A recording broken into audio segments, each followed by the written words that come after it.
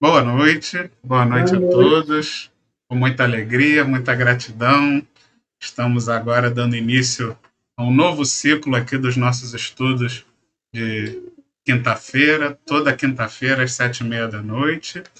E hoje vamos dar início ao estudo do Pão Nosso, né? Dando continuidade aí à série dos livros de Chico Xavier com Emmanuel. Terminamos na semana passada o Caminho, Verdade e Vida. Então já temos aí a nossa rota a seguir. Ninguém mais agora pode dizer que não sabe para onde tem que ir. E hoje vamos iniciar o Pão Nosso, né, que é o nosso alimento espiritual necessário para darmos continuidade a essa caminhada. E a nossa irmãzinha Júlia vai iniciar esse nosso estudo já pela introdução. Hoje a gente vai ver o capítulo 0, na verdade, é a introdução que a nossa irmã Júlia preparou para a gente. Então Meu querido, convido também estou, estamos gostando muito da a ideia dela pegar o pão nosso e vamos embora. com Ótimo. certeza. Ela que vai cortar o pão para a gente, vai ser o primeiro Isso. corte. Então Estamos aí, né? Estamos convido aí. também a Julinha para fazer a nossa prece de abertura. Então, nesse momento, com a grande responsabilidade, né, do início desse estudo do livro Pão Nosso, a gente aqui compromissado com esse trabalho tão grandioso, possamos elevar os nossos pensamentos ao alto, a Jesus, a Nossa Senhora, a Emmanuel, para que eles possam nos ajudar na compreensão, nos estudos, nessa tarefa tão importante para cada um de nós, porque assim nos aproximamos cada vez mais do Mestre Jesus, dos seus ensinamentos, para que a gente possa colocar em prática no nosso dia a dia. Assim, com essa grande oportunidade que a Casa de Emmanuel nos favorece através do estudo online, damos por iniciado o estudo do livro Pão Nosso, agradecendo a grande oportunidade e pedindo a Deus, nosso Pai, que nos envolva, nos guarde, nos proteja na noite de hoje. Graças a Deus. E começando, né, como o Vitor também já falou, a gente está iniciando aí como seria o prefácio do livro, né? E ele tem como título No Serviço Cristão. E Emmanuel traz para nós uma epístola, né, da segunda carta de Paulo aos Coríntios. Isso está no capítulo 5, no versículo 10. E assim, antes da gente começar, na verdade, falando a respeito dessa passagem, eu gostaria muito de fazer um comentário a respeito dessas cartas de Paulo. Por quê? Porque eu tenho um livro chamado Evangelho por Emmanuel, que são 7 livros que foram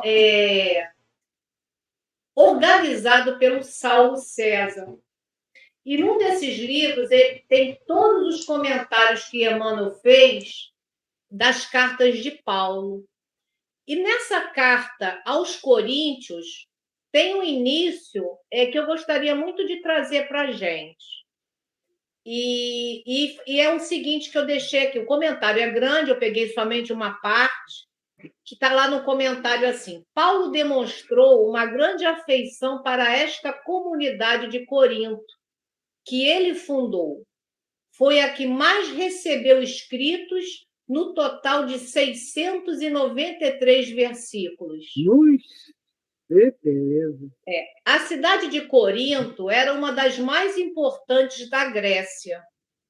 Essa comunidade tem um vínculo afetivo, pois é o berço natal de Abigail e Estevão. Abigail, a gente entende, sabe, que foi a noiva, né, de Saulo na época.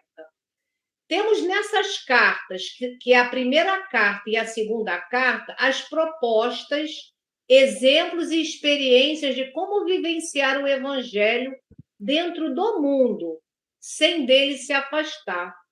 Porque é, sobretudo, no cotidiano que a fé cristã se corporifica, fortalece e cresce.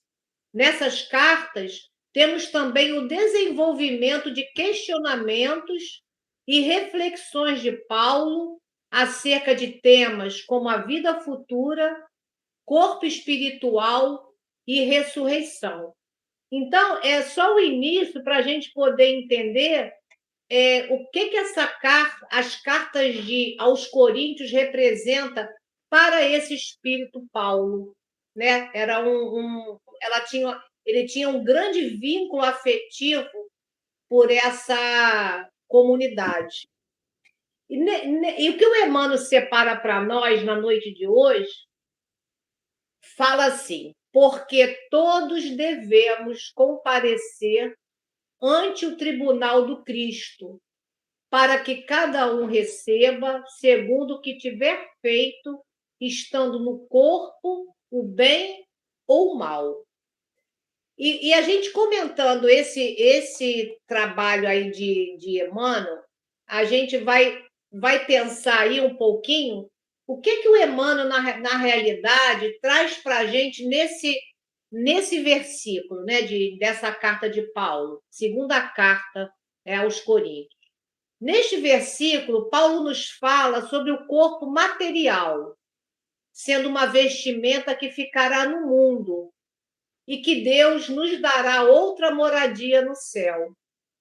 E quando na carne sofremos e estamos oprimidos, o que for material em nós ficará absorvido pela vida física, que somos peregrinos quando estamos reencarnados e caminhamos pela fé e não pela visão, que estamos cheios de confiança e nos empenhamos em ser agradáveis a Deus, quer no corpo ou quando deixamos esta morada.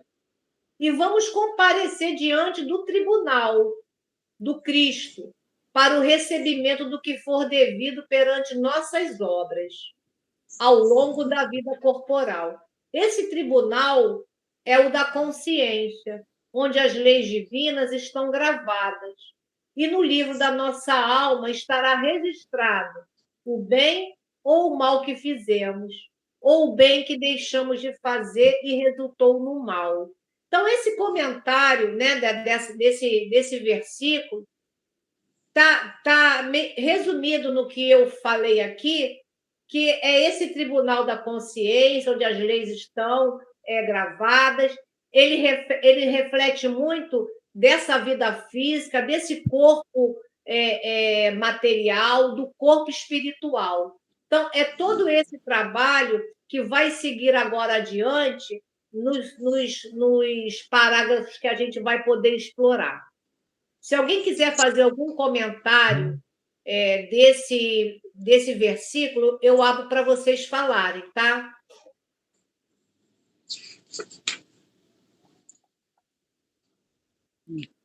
Então, tá. Então, no primeiro parágrafo, Emmanuel traz para nós assim: não falta quem veja no espiritismo mero campo de experimentação fenomênica, sem qualquer significação de ordem moral para as criaturas.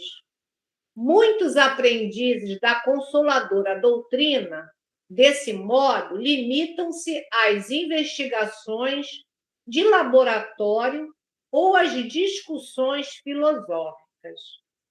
O que a gente retirou desses dois parágrafos para que a gente possa comentar? Ele fala muito desse campo de experimentação fenomênica. Então, eu trouxe para a gente a respeito dessa origem, né, desses fenômenos, que começou lá nos Estados Unidos com as irmãs Fox, com aquelas 3 moças, né, que teve um papel muito importante. Isso foi lá no ano de 1848, quando começou aqueles fenômenos, né, das batidas e tal. E depois, lá no século XIX, em torno de 1853, começou nos salões parisienses, né, aquelas diversões, que foi quando Kardec, naquele momento, foi convidado, né, a comparecer para ver aqueles fenômenos todos acontecendo das mesas que falavam, né? E voavam e tudo mais. Então, foi importante? Foi um marco para que o Espiritismo pudesse ter uma força também desse Consolador que Jesus Cristo nos falou, né? Então, a gente pensa, né? Hoje já se passaram 167 anos da publicação do Livro dos Espíritos. E somos todos ainda aprendizes dessa mensagem do Consolador prometido.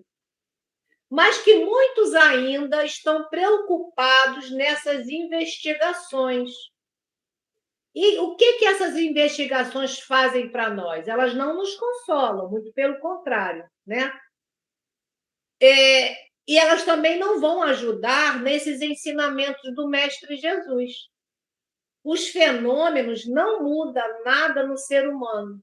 O Evangelho, que é o nosso norteador, para que o espírito lúcido e que o Cristo é o nosso modelo e guia, e a finalidade nossa é a nossa consequência moral evoluída. Então, os fenômenos eles tiveram uma importância naquele momento. Hoje, eles não contribuem mais nada para espetáculos, para curiosidade. Então, porque hoje a nossa diretriz é trabalhar no Evangelho os ensinamentos para que a gente possa se transformar moralmente. Então, essa é a consequência do Evangelho hoje na nossa vida, né? E o Espiritismo teve muito questionamento naquele momento ali com Kardec, se ele era ou não uma religião, né? E naquele momento também foi colocado que era uma doutrina filosófica e moral, né? E que sem dúvida, né? Que ele diz, né? Kardec colocou, né? Está lá na Revista Espírita, que, ora, sem dúvida, porque perguntaram, o Espiritismo é uma religião? E ele disse, ora, sim, sem dúvida, senhores. No sentido filosófico, o Espiritismo é uma religião. E nós nos vangloriamos por isso, porque é a doutrina que funda os vínculos da fraternidade e da comunhão de pensamentos com as próprias leis da natureza. Então, ele é uma religião nesse sentido, e hoje não mais para os fenômenos. Aí eu deixo aí aberto se alguém quiser fazer algum comentário a mais. Sempre essa parte inicial fala exatamente do que eu sempre tenho dito, né? Que por que lá na Europa a doutrina espírita acabou não florescendo tanto quanto aqui no Brasil. E eu acho que um dos motivos é exatamente esse, né? Exatamente esses dois primeiros parágrafos, porque depois que Kardec desencarnou, eu acho que a doutrina espírita lá na Europa acabou se ligando muito nessa questão dos fenômenos, das discussões laboratoriais, né, querendo ali tornar realmente a doutrina numa ciência, muita filosofia, e eu acho que pouco Jesus, acho que pouca religião, pouca moral. E aqui no Brasil, eu acho que foi o solo fértil, porque o brasileiro é um povo muito religioso, né, desde sempre. A religião, o catolicismo, depois o protestantismo, tudo floresceu muito forte porque é um povo de muita fé. E isso eu acho que a doutrina espírita, então, aqui encontrou esse solo fértil de forma a agradar os espíritos que já são mais racionais, né? Mas, ao mesmo tempo, abraçar eles de forma a não largarem a fé, né? A não entrarem porque muitas vezes a maioria dos espíritas, a gente percebe exatamente esse perfil muito questionador, né? Muito exatamente porque não é à toa que o espiritismo é conhecido como a fé raciocinada. Então, geralmente, o perfil de quem entra na doutrina e fica é porque geralmente são pessoas questionadoras, pessoas que estão exatamente buscando respostas. Só que, ao mesmo tempo, aqui no Brasil, a gente conseguiu unir essa questão da razão, de querer ter assim, a maior racionalidade que nos é possível, mas não largando Jesus, não largando essa parte moral, procurando dar até mais ênfase para essa parte moral, como as outras religiões já faziam, e o Espiritismo aqui no Brasil eu acho que deu certo justo por causa disso, porque ele botou à frente da ciência e da filosofia a moral do Cristo, e sim, não que a gente tenha que abandonar a ciência e a filosofia, mas essa prioridade no Cristo eu acho que é muito importante para a coisa dar certo, porque é o que ainda nos cabe na nossa evolução, né? Nós ainda somos muito pequeninos para querer exigir de Deus as certezas de tudo, né, do universo. Nós não temos nem capacidade cerebral para compreender o que é uma vida fora do tempo e espaço da matéria, né? Então, ainda não nos é dado a possibilidade de entender tudo racionalmente. Então, é por isso que é a importância da gente realmente focar nesse lado moral, como o Emmanuel já nessa introdução coloca para a gente, porque senão fica vazio, fica sem alma, né? Mais alguém que queira comentar? Então vamos lá, Julie. Agora eu vou ler mais 2 parágrafos, tá? É imperioso reconhecer, todavia, que há tantas categorias de homens desencarnados quantas são as dos encarnados. Entidades discutidoras, levianas, rebeldes e inconstantes transitam em toda parte. Além disso, incógnitas e problemas surgem para os habitantes dos 2 planos. Então, isso é muito interessante, né? Porque isso também foi explorado no Livro dos Espíritos, né? Foi essas perguntas que Kardec fez, e eu retirei algumas partes para que a gente possa comentar.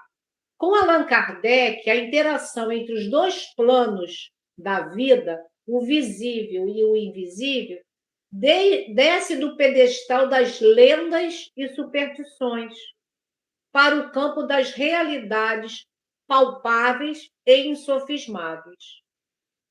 As relações dos espíritos com os homens são constantes e sempre existiram.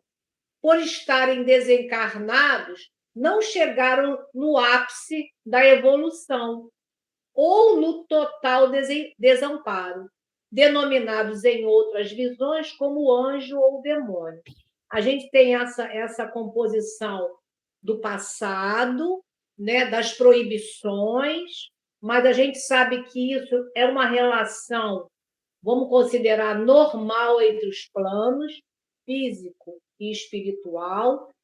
E lá no Livro dos Espíritos, né, os espíritos, Kardec trouxe lá e os espíritos fizeram os comentários, que os espíritos pertencem a diferentes ordens, conforme o grau da perfeição que tenham alcançado. Então, a gente tem espíritos puros que atingiram a perfeição máxima. Nós temos os bons espíritos, nos quais o desejo do bem é o que predomina. E os espíritos imperfeitos, que somos nós, caracterizados pela ignorância, pelo desejo do mal e pelas paixões inferiores.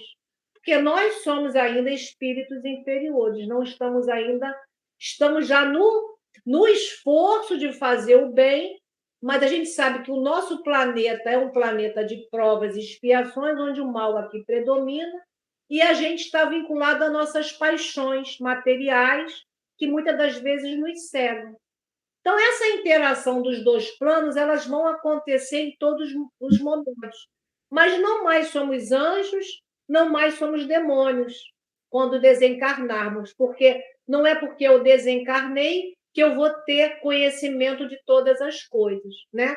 E também e não serei um espírito evoluído, e a gente sabe que aquela coisa, né, de que vai para o céu para descansar, todas essas coisas que a gente hoje, na doutrina, a gente já entende que não é bem assim, né? Que a cada um segundo as suas obras, que a gente precisa fazer aqui para que a gente vá para o outro lado do plano espiritual com oportunidades melhores, né? E Kardec, lá na Gênese, no capítulo 11, que chama a Gênese Espiritual, no item 30 e 32, ele fez um comentário assim para a gente. Achou-se a Terra assim povoada de espíritos de diversas categorias, mais ou menos aptos ou rebeldes ao progresso, recebendo os corpos a impressão do caráter do espírito e procriando-se esses corpos na conformidade dos respectivos tipos. Resultaram daí diferentes raças, quer quanto ao físico, quer quanto ao moral. Não foi, portanto, uniforme o progresso em toda a espécie humana. Então, não foi e não é um progresso, né, igual para todos, a gente sabe disso. Isso também já foi comentado por Kardec, e a gente, dentro da doutrina dos espíritos, nós conseguimos ter essa visão e esse entendimento, como o Vitor falou, né? Nós temos uma fé raciocinada. Então, já não entendemos mais demônios, né? Ou anjos de azia, né? Então, deixo aí para vocês comentarem. Tem um ditado que diz que quem não morre não vê Deus. Esse ditado está muito errado, porque vai ter muita gente triste aí, achando que só porque morreu vai ver Deus. Não vai ver, não. No nosso estágio, a gente não vai ver Deus, não. Então, tipo assim, é importante a gente entender que muita coisa a gente vai continuar sem saber depois de desencarnar. A gente vai continuar com muito mais dúvida do que certeza depois do desencarne, porque se espíritos de alto escalão que ajudaram Kardec na codificação, em diversas ocasiões, deixaram claro que não tinham ainda também o conhecimento de tudo, e né, porque muitas vezes eram espíritos muito bons, mas ainda não eram espíritos puros, ainda não eram espíritos realmente com conhecimento de tudo. Então, e dirá nós que estamos aqui engatinhando no mundo de provas e expiações. Então, mesmo desencarnados, certamente vamos ampliar bastante as nossas capacidades, os nossos entendimentos, mas ainda assim seremos uma poeira cósmica perto do todo do conhecimento de um espírito puro. Então, é muito, é muito, a gente precisa entender que realmente o desencarne não transforma ninguém nem em sábio, nem em santo e nem em demônio também. Somos todos imperfeitos e estamos meio que vibrando todos numa mesma faixa, né? Apesar de já ter uns melhores e outros piores, mas em média, todos nós que ainda reencarnamos aqui na Terra vibramos ainda numa faixa muito semelhante. Muitas vezes nos julgamos muito melhores do que certos criminosos, mas talvez se tivéssemos na mesma posição que eles, dependendo da situação, faríamos igual ou pior. Então a gente tem que ter muito cuidado nos julgamentos, muito cuidado, porque realmente é a realidade do nosso planeta, do nosso órgão. Então, cuidado, né? E tem o inverso também, né? Porque tem aquela outra frase que diz que atrás do trio elétrico só não vai quem já morreu. Não, vai até quem já morreu. O contrário também acontece, né? Se quando a gente desencarna a gente ainda não vê Deus, também não pense que só porque você está encarnado não tem a influência dos desencarnados, né? Eles estão aí à nossa volta e, né, ainda mais nesse caso aí de trio elétrico, de carnaval, aí é que é pior ainda. Então a gente deve sim se preocupar com os ambientes que a gente frequenta, com o que a gente pensa, porque o convívio aí é mútuo, tanto lá quanto cá nós vamos, né, nós encarnados influenciamos os desencarnados e eles também nos influenciam. Então, como bem destaca Emmanuel nesses dois parágrafos.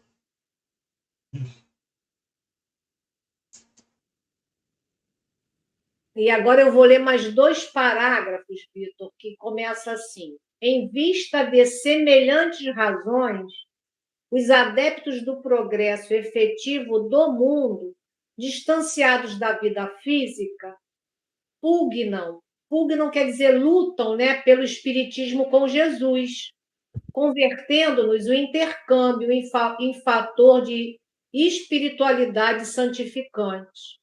acreditamos que não se deve atacar outro círculo de vida quando não nos encontramos interessados em melhorar a personalidade naquele em que respiramos. Porque a gente vê muitas vezes, né, o ataque, né, gratuito, né, mas a gente também tem que se preocupar também com isso, né? E eu coloquei aqui uma frase de Leon Denis, que ele disse para a gente que o Espiritismo não será a religião do futuro, mas o futuro das religiões.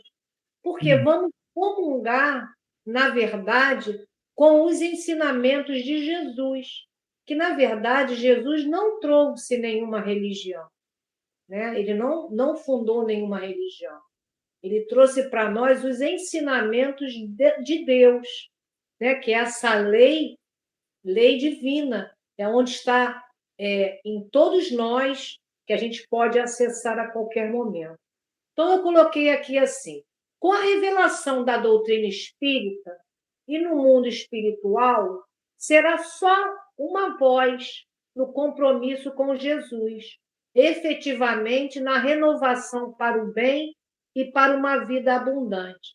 Então, quando entendermos que existe um só Deus e que os ensinamentos de Jesus é que vai trazer para nós essa evolução espiritual, será uma única voz, tanto aqui encarnado como desencarnado. E a gente não vai precisar lutar por esse espiritismo com Jesus, porque será uma única voz. E eu coloquei também aqui que a importância do conhecimento só terá sentido para a nossa melhoria moral se compreendermos que os caminhos, né, que no caminho conosco vão ser diferentes as pessoas que estão aqui comungando comigo, tanto na crença como no aprendizado, porque ninguém vai aprender igual, na mesma capacidade e nas mesmas condições. Então, quando eu entender que no meu caminho eu vou ter pessoas que não comungam com a minha crença, quando eu começar a compreender que nesse caminho a importância não é quem comunga com o Espiritismo, mas quem comunga com as ideias do Cristo e os ensinamentos dele, vamos ter um mundo melhor. A lei de amor e caridade é a base de todo o ensinamento trazido pelo nosso Mestre Jesus. Isso aí. É isso mesmo. Onde nos foi feito o convite a buscar um relacionamento de paz e de harmonia entre os povos. Afinal, é através desses dois nobres sentimentos, que é o amor e a caridade, que podemos nos tornar pessoas melhores e que conseguiremos avançar em nosso processo evolutivo. Se não for desse jeito, pelo amor e a caridade, a gente vai permanecer na ignorância achando que o outro tem que mudar, porque o outro não comunga com a minha crença. Então, assim, e isso não é o mais importante. O mais importante é a gente trabalhar para que a gente a gente faça esse reino de Deus nos nossos corações. Deixo para vocês aí, tá? Você falou uma coisa muito importante, Júlia, muito. E eu estava ouvindo e pensando ao mesmo tempo numa coisa também que eu acho que é significativa. Os trabalhos que se fazem, isso aí é a doutrina do Cristo, os ensinamentos, tudo bem, está perfeito. Mas os trabalhos voluntários que se fazem seguindo esse amor, essa caridade, eles dão certo. Quando todo mundo está na mesma intenção, eles dão certo. Você fica anos e anos fazendo aquele trabalho, anos e anos, entra gente, sai gente, mas há uma força especial, que eu acho que vem lá de cima, claro, que segura e mantém o trabalho enquanto houver isso que você falou, do amor e da caridade. Reparem bem, eu estou falando não só os trabalhos voluntários, as casas espíritas, tudo que tem esse brasão, como eu posso até te chamar de um brasão, né? Que é o móvel básico, é o drive mesmo. Se tiver isso for verdadeiro, a coisa anda, né? Uma família, o exemplo é uma família, pai, mãe, filhos. Se há isso, vai, caminha bem, cresce, desenvolve bem, né? Isso mesmo. Achei que muito importante. Que o ensinamento básico do Cristo é amor e caridade. Tudo gira em torno. É o não ódio, é o não desprezo, entendeu? É o bem, é a afabilidade, é o socorro, é o apoio, tudo isso, né? E o Cristo está aí, até hoje está aí. Tem 2000 anos e ele está aí.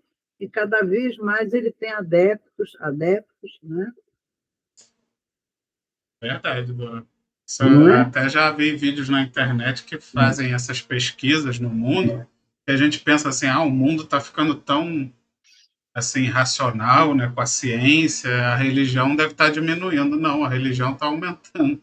A religiosidade no mundo está aumentando, né? Então você vê, é porque às vezes a gente fica preso em certas bolhas, né? É. De Estados Unidos e Europa, e a gente acha que isso é o mundo, né? O mundo não é só Estados Unidos e Europa, né? O mundo está ficando mais religioso, sim. Não há E, isso não há é, dúvida, não há dúvida. e esses dois parágrafos, fazendo um link com os outros dois anteriores, eu acho que ele está exatamente ressaltando essa questão dessa interação dos espíritos com a gente, da gente com os espíritos, porém nos orientando de que essa interação tem que ser sempre feita com esse objetivo, né? Com esse Isso. objetivo de evoluir, com esse objetivo de trazer o bem. Então, tipo, a gente só deve ficar preocupado no centro espírita em evocar os espíritos se a gente tiver essa real vontade, né? De caridade, de ajudar, de orientar, de realmente ajudar aqueles irmãos em sofrimento, ou de receber orientações, mas verdadeiramente boas, né? E não querendo se envaidecer, não querendo curiosidade, bobeira, querendo aquela curiosidade dos fenômenos, e vice-versa, né? Porque eles também, logo nesse primeiro parágrafo que a Júlia leu, Emmanuel fala que a razão desses espíritos, né, desencarnados em querer interagir com a gente os de bem, né, é de fazer com que o espiritismo com Jesus se propague. Então você vê que espíritos de luz não vão querer se comunicar, não vão querer interagir conosco por futilidades, por besteira. Eles só vão interagir com o nosso plano para cumprir essa vontade maior do bem e da caridade. Então, e nós? Será que quando a gente desencarnar, a gente também vai se segurar? Ou será que a gente vai querer ficar voltando aqui para perturbar a vida dos outros que ficou? Né? Então, Não, a que gente tem que ter horror. esse cuidado, porque Nada, quando a gente desencarnar, a gente também vai sofrer essa tentação, né, de não querer desapegar, e a gente tem que pensar como eles. Não, quem ficou, ficou. A gente só deve querer interagir com quem ficou se for do propósito da espiritualidade maior, se aquilo for útil, se tiver um fim útil, se for bom. Agora, se for para ficar apegado às mesquinharias, aos problemas, às coisas materiais que a gente deixou aqui na Terra, não, a acabou, gente vai estar acabou. atrapalhando, a gente vai estar atrapalhando a evolução dos que ficaram e a nossa própria. Isso aí, Julinha, pode Por continuar. isso que não é que é bom a gente desencarnar com mais idade, depois de 80, por aí, porque você já vai fazendo esse trabalho com você, que naturalmente as pessoas, seus descendentes, estão entrando em uma certa fase de fazer isso, fazer aquilo, e você sabendo que vai chegar um ponto que você não vai mais a participar. Então, você vai se preparando, não de maneira mórbida, de maneira natural para esse desapego, de É, depois não ficar perturbando os coitados aqui. eu, Né? É bom para você e para quem faz assim, né? Mas eu conheço um pessoal aí que passa dos 70, dos 80 e que acha que tem 20 anos e olha, Deus nos acuda. Essa é a importância do espiritismo na nossa vida. É muito bom, é muito bom. Ser espírita. Não pela religião, né? Porque, como a gente está vendo aqui, né? A religião não vai salvar ninguém, né? Se não for uma caridade. Mas o espiritismo tira esse véu, né? Que muitas religiões ainda ficam aí obscurecidas, né? Com alguns entendimentos e não favorece, principalmente o que a Dorô falou, né? Esse desprendimento, né? Ou a gente pode entender a respeito disso já na vida física, né? E quando Emmanuel fala para nós agora, vou ler mais 2 parágrafos, ele fala assim: não vale pesquisar recursos que não nos dignifiquem. Eis porque, para nós outros, que supomos trazer o coração acordado para a responsabilidade de viver, espiritismo não expressa simples convicção de imortalidade. É clima de serviço e edificação. Então, não é porque eu sou espírita, né? A gente vai, eu sou espírita. Isso não quer dizer nada. Tem que fazer um serviço aí, ó, de edificação. E desse primeiro parágrafo, eu tirei a palavrinha aqui, dignificar. Porque ele fala, não vale pesquisar recursos que não dignifiquem. O que é dignificar? Aí eu trouxe para a gente pensar. É agir de forma a valorizar e respeitar a si mesmo e aos outros. Reconhecer seus direitos e promover a igualdade e a justiça. Então, não é para os meus, é para todos. Então, a gente tem que dignificar, né? Os espíritos superiores resumem as diferentes conceituações existentes a respeito do bem e do mal. Os espíritos superiores, difundidos pela filosofia e pela ética, quando afirmam o bem é tudo que é conforme a lei de Deus e o mal é tudo que dela se afasta. Assim, fazer o bem é proceder de acordo com a lei de Deus. Fazer o mal é infringir essa lei. Então, os espíritos superiores já têm esse entendimento, que nós já estamos no caminho. Mas ainda temos muito egoísmo, né? O interesse pessoal, que aí a gente faz aqueles direitos ser para mim ou para os meus. E os espíritos superiores já entendem que o bem é tudo que é conforme a lei de Deus, mas é para todos, né?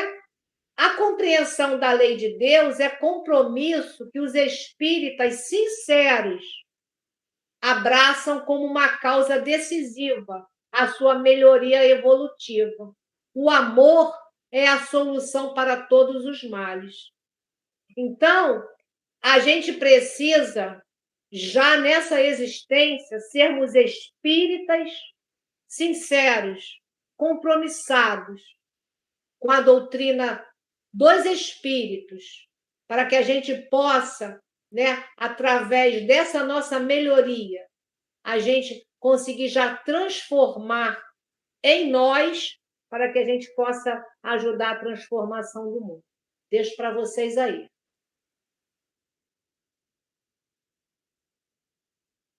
É a famosa fé sem obras, né? Se você entende pra caramba de espiritismo, eu também costumo falar muito isso aqui. Fazemos uma faculdade de espiritismo, pós-graduação, doutorado, leu todas as obras, decorou o Pentateuco todo.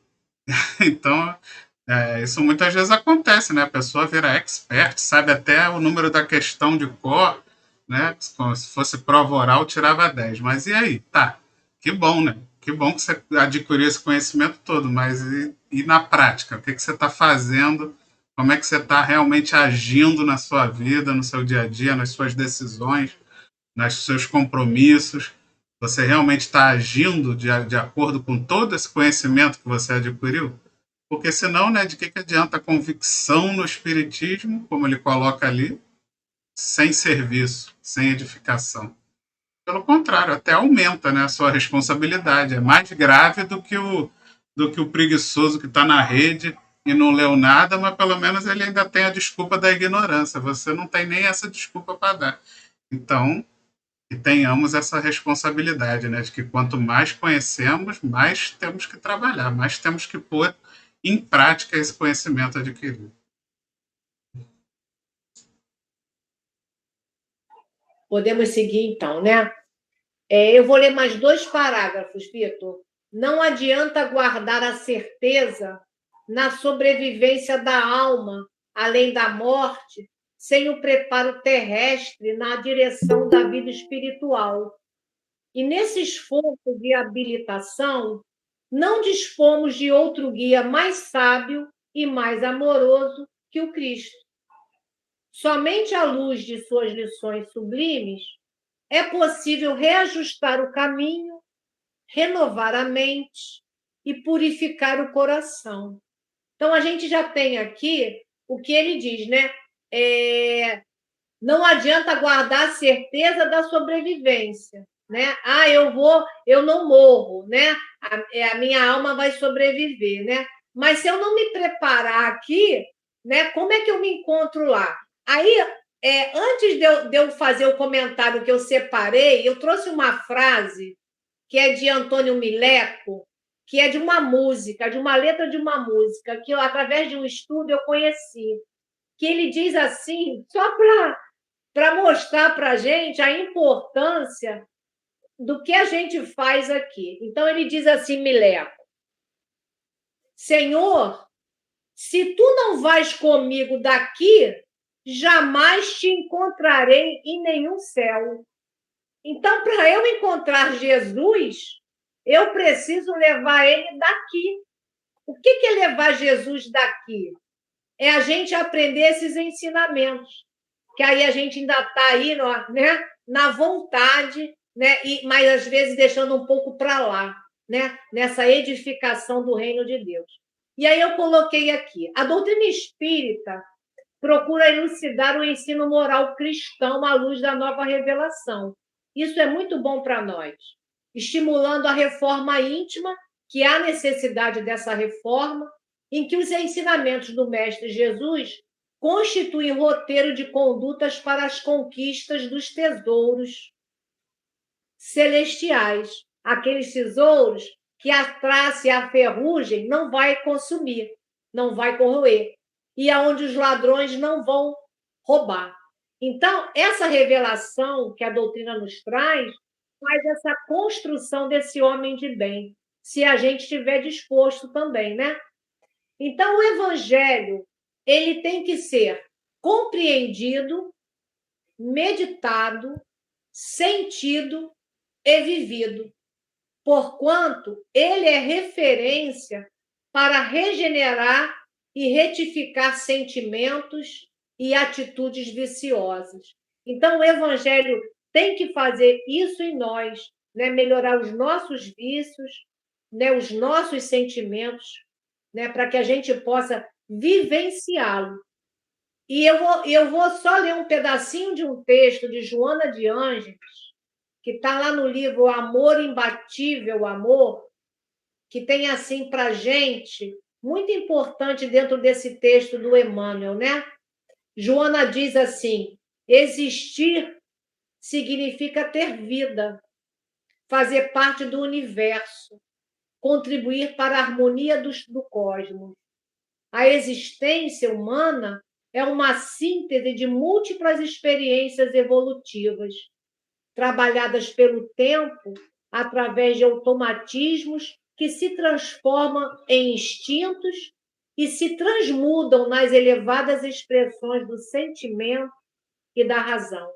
Porque a gente vai permeando, né, nos automatismos para virar instinto e para depois seus sentimentos elevados, né? E aí, com isso, a gente vai também trabalhar a nossa razão.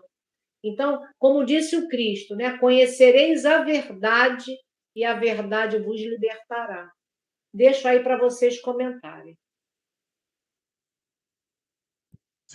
Tem muito espírita achando que vai para nosso lar porque bate ponto no centro espírita uma vez por semana. Não, não vai, não. Não necessariamente. Então, realmente, a importância desse parágrafo explicando isso, né?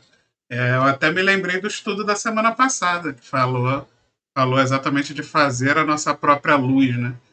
Da importância de termos em nós a luz, e não depender apenas da luz externa, da luz que provém da doutrina espírita, mas sim fazer desses ensinamentos, da luz que a doutrina espírita traz, o combustível para agirmos e trabalharmos, porque aí sim estaremos preparando, como a gente também falou no estudo passado, para que tenhamos a matéria-prima, o mármore puro do sentimento, e que também tenhamos o cinzel, que é a talhadeira ali para trabalhar no mármore da boa vontade, porque só com esses dois instrumentos nós vamos realmente trabalhar essa luz interna própria, né? E aí sim, não depender só da luz externa e passarmos a difundir essa luz também, passarmos a nós sermos também uma luz externa para os que ainda estão no escuro. Né? Alguém mais? Boa noite. Cheguei no final, mas cheguei. Oi, gente. Seja bem-vinda. Boa noite ao João também. Sejam bem-vindos.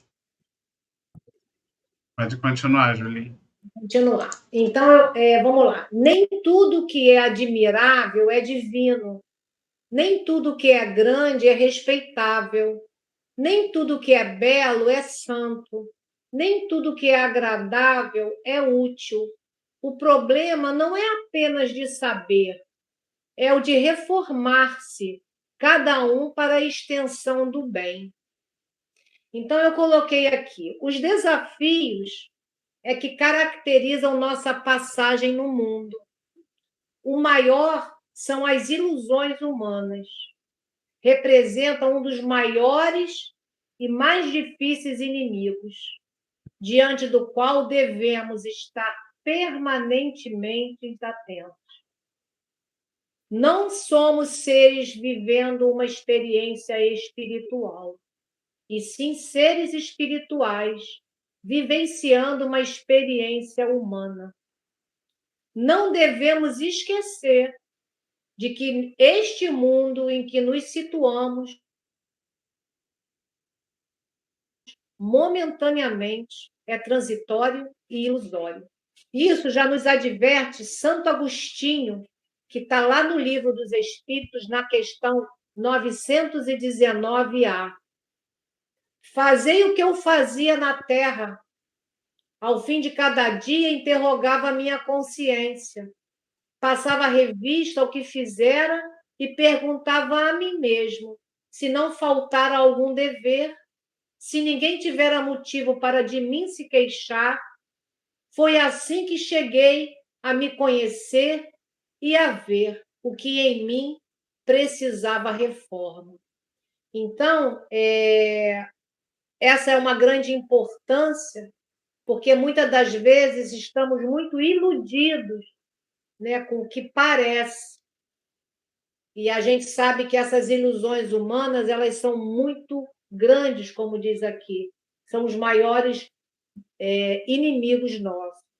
Então, que devemos sempre fazer essa análise, né, do que a gente realmente já tem de conhecimento e do que realmente a gente já se propõe a essa reforma íntima, né? E não é uma reforma com martírio, é uma reforma íntima com o conhecimento, para que a gente possa colocar de lado as ilusões e raciocinar, como o Vitor já disse. Nós estamos dentro de uma religião que é uma fé raciocinada, né? E a gente sabe que Deus, ele não vai impor nada de uma forma bruta para cada um de nós. Ele nos dá o tempo, e o Espiritismo não exige nada nosso. mas ele espera muito de nós. Então, que sejamos esses instrumentos aí úteis na Terra, sem as ilusões materiais, entendendo que o espiritismo ele tem que ser vivenciado, né, e praticado conforme os ensinamentos de Jesus. Deixo para vocês aí. Com certeza, a doutrina espírita nos ajuda exatamente a não nos iludirmos tão fácil, né? Então, é como Emmanuel falou ali, nem tudo que é admirável é divino. Você pode ter coisas, né, construções, coisas que são admiráveis, mas não necessariamente foram feitas com propósitos do bem, né, com propósitos de caridade. Temos aí cidades, né? Eu lendo essas frases, eu lembrei de Las Vegas, né? Que Las Vegas, eu nunca fui a Las Vegas não, mas quando a gente vê na internet, eu acho que é exatamente isso, né? São obras admiráveis, tudo lá é grande, né? Então você tem tudo são palacetes, são coisas enormes, mas não necessariamente respeitáveis, né? Tudo muito belo, a beleza impecável, né? Uma coisa realmente de brilhar aos olhos de quem vê e muito agradável para quem tem dinheiro para usufruir, né? Você vai ter muita coisa agradável. Porém, tudo que você vai fazer lá em Las Vegas com dinheiro vai ser tudo isso aí, mas nada vai ser bom. Provavelmente nada vai ser verdadeiramente útil, nada vai ser santo, nada vai ser respeitável e nem divino, né? Então, você vê que você tem no mundo coisas grandes, belas e admiráveis, mas que não são úteis, nem santas, nem respeitáveis e nem divinas. Não estou acusando aqui, não estou dizendo que quem tem seu dinheirinho e quer curtir um descanso em Las Vegas tá fazendo nada de errado, não. Eu só estou querendo dizer que a gente não pode achar que isso é o importante, né? De que isso é o foco da vida. Porque muitas vezes eu vejo pessoas que vivem a vida pensando nisso, né? Ah, porque eu queria ganhar dinheiro para viajar para o lugar tal, para fazer não sei o quê. Você vê que esse é o mais importante na vida da pessoa, né? A pessoa vive em função de ter essas conquistas do belo, do conforto, da grandeza, mas da matéria, né? Focando na matéria, focando no planeta Terra. E aí desperdiça muitas vezes a oportunidade do trabalho verdadeiro que evolui o espírito e que enobrece a alma, focando nesses desejos mundanos que muitas vezes são até merecidos dentro da conquista material de cada um, mas que deve ser realmente colocado como algo, na verdade, de segundo plano. Algo que você vai ali curtir uma semaninha, vai descansar, mas não é o mais importante, não deve ser o foco da sua vida.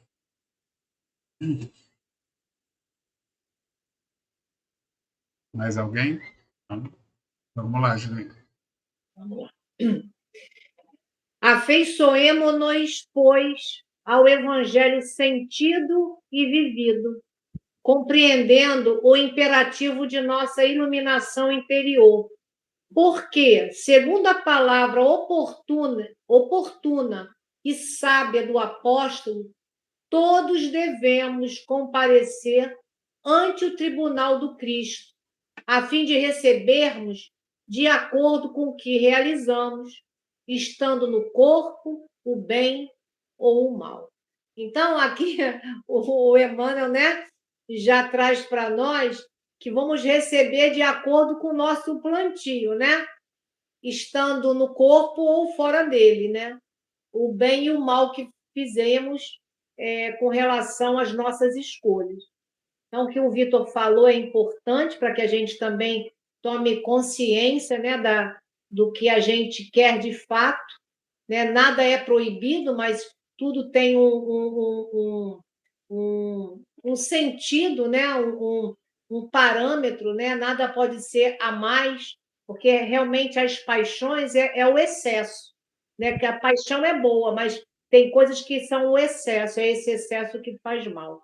Então, eu trouxe aqui uma parte também do livro Renúncia, no capítulo 3, que diz assim para a gente: chegamos à conclusão de que o Evangelho, em sua expressão total, é um vasto caminho ascensional, cujo fim não poderemos atingir legitimamente, sem conhecimento e aplicação de todos os detalhes.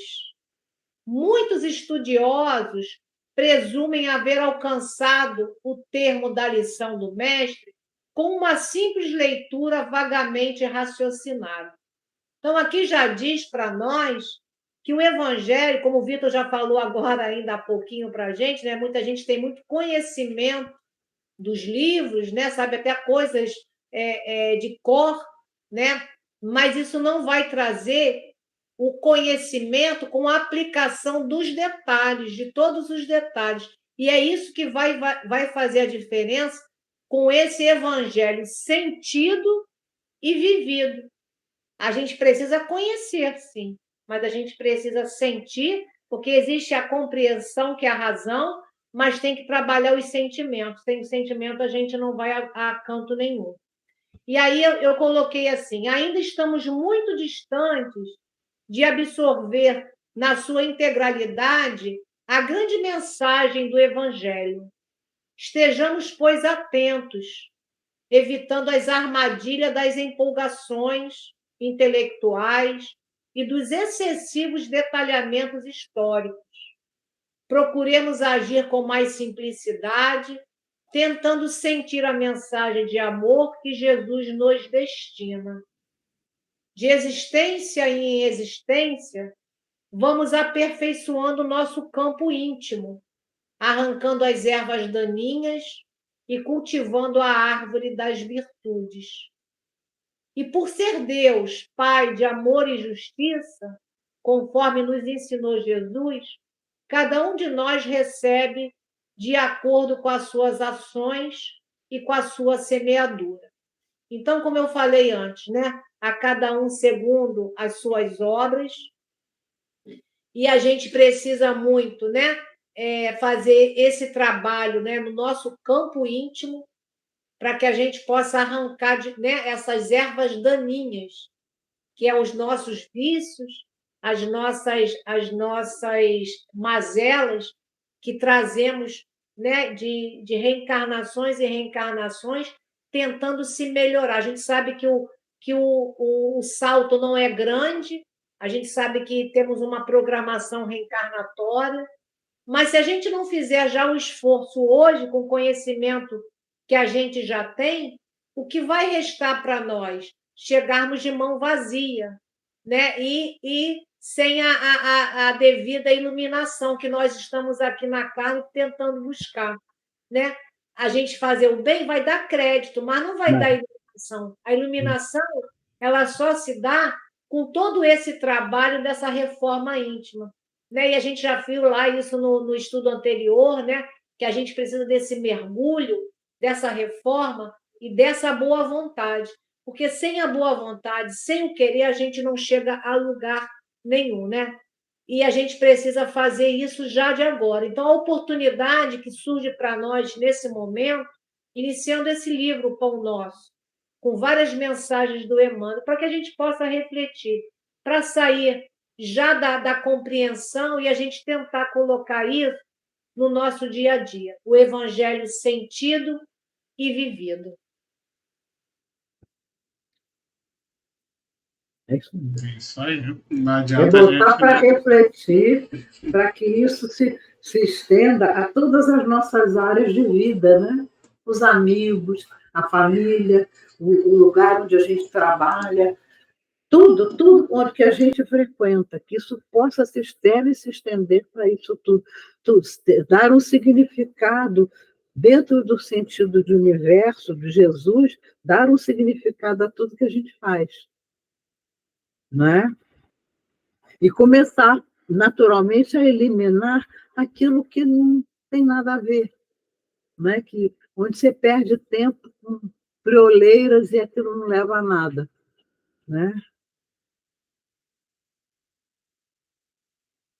Não adianta a gente passar uma vida toda de branco, agindo igual um anjinho lá na frente do púlpito, mas depois, por trás, a gente é um carrasco dentro de casa, é um autoritário, né? Então não adianta nada. Realmente vai Foi o que a Júlia falou. A gente muitas vezes até consegue créditos pelo nosso trabalho, mas não consegue iluminação, porque se não for realmente de coração, se não for com um sentimento realmente de amor, se for só buscando um interesse, mesmo que seja espiritual, né, achando que vai ter benefícios ou já pensando que vai ter mais brilho porque está fazendo isso ou aquilo, você na verdade já está se apagando, né? Só de pensar assim você já está se apagando. Mas faz parte, é um degrau de cada vez. Mais alguém que queira fazer algum comentário final? Então, quero agradecer a Julinha, que topou esse desafio aí Muito bom, de ser a muito nossa porta de abertura de um livro, mais uma obra tão importante que estamos dando início, né? É um desafio. Eu sempre brinco que para descascar a laranja, o mais difícil é o primeiro talho, porque depois você vai só girando, né? E a Julinha topou dar aí o primeiro talho da nossa laranja. Agora vamos só girar. Vamos só girar nos próximos capítulos. Então, agradecer a Julinha. E o João, cadê a Selma? Chama a Selma aí para fazer a prece final. Ela que vai fazer o estudo da semana que vem.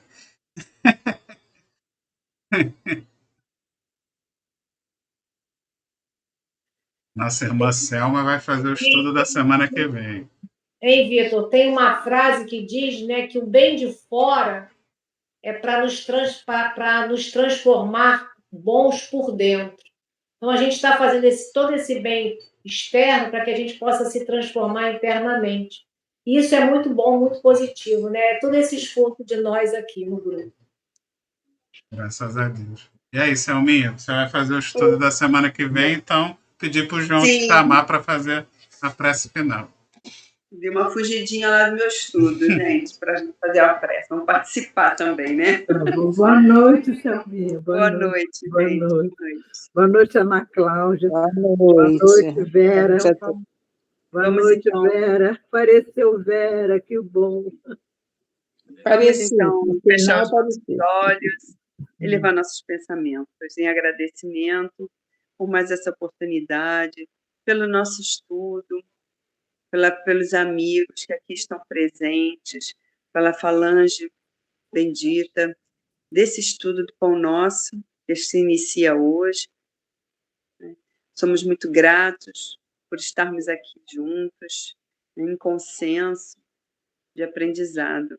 Senhor, nos ampare durante a semana que segue, ajuda-nos a compreender cada vez mais o seu evangelho de amor, suas palavras sempre voltadas para o amor, ao nosso amor, amor ao próximo, amor à humanidade, a todos. Que possamos ser as cartas vivas aqui na Terra. Tentaremos fazer nossa parte enquanto estivermos aqui. Então, pedimos aqui nesse momento, Senhor, permissão para encerrar o nosso estudo de hoje, dando graças a Deus. Que assim seja. Graças a Deus, pessoal. Obrigado a todos mais uma vez pela presença. Uma boa noite, boa semana. Se inscrevam no canal, compartilhem com os amigos, deixem o seu joinha e vamos fazer essa mensagem de amor alcançar cada vez mais longe. Muito obrigado, pessoal. Excelente semana para todos. Uma boa noite. Boa noite. Boa noite.